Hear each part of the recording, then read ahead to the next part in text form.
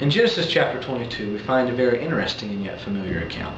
It is the account of Abraham offering up his son Isaac on the altar of sacrifice. I'm sure you've read this story many times, and many times it's associated with obedience and being quick to obey God when He responds and calls your name. But deep within this passage, we find something else that sticks out, at least it sticks out to me, and that is the leadership of God. You see, there are two phrases that are very similar in this passage. The first time, the Lord calls to Abraham, and Abraham responds and says, "Here I am." And the Lord tells Abraham to go offer his son as a sacrifice. The next time the phrase is used, the angel of the Lord calls to Abraham. Abraham says, "Here am I." And the angel of the Lord tells him to stop. Don't slay his son Isaac. It was a test of Abraham's faith.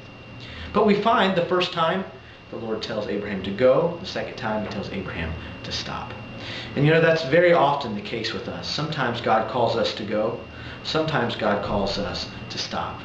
Sometimes He tells us to go here. Sometimes I want you to go to this Bible college. Sometimes I want you to go there to minister. Sometimes I want you to go be a missionary here. Sometimes I want you to stop.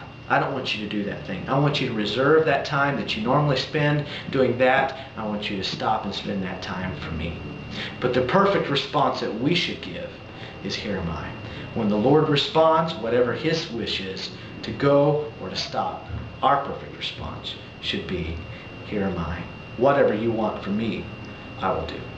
I encourage you, as the Lord calls your name, whatever it may be, whether He tells you to go or stop, I encourage you to respond with the perfect response, "Lord, here am I."